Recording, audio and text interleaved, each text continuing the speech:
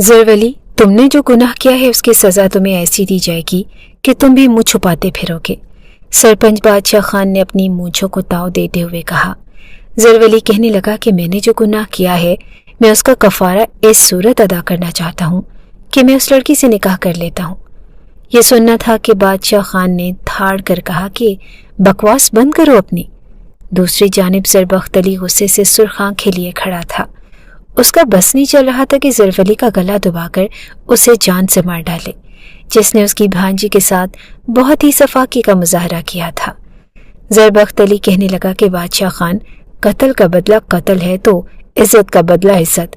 जो कुछ उसने मेरी भांजी के साथ किया मैं भी उसके घर की एक कंवारी लड़की के साथ ये सब करूँगा, तब जाके मेरा बदला पूरा होगा।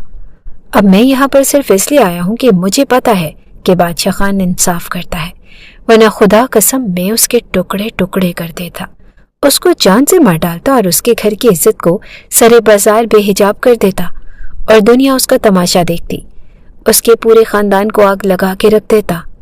ज़रबख्त की बात सुनकर ज़रवली घबरा गया था। कहने लगा कि नहीं नहीं, खुदा के लिए मेरी बहन के साथ ऐसा नहीं करना। मैं बहक गया था, मेरा वक्ती तौर पर दिमाग ख़राब हो गया था और मैं माफ़ी मांगने को तैयार हूँ। अगर चाहो तो मेरा सर कलम कर दो, मुझे जान से मार डालो, लेकिन मेरी बहन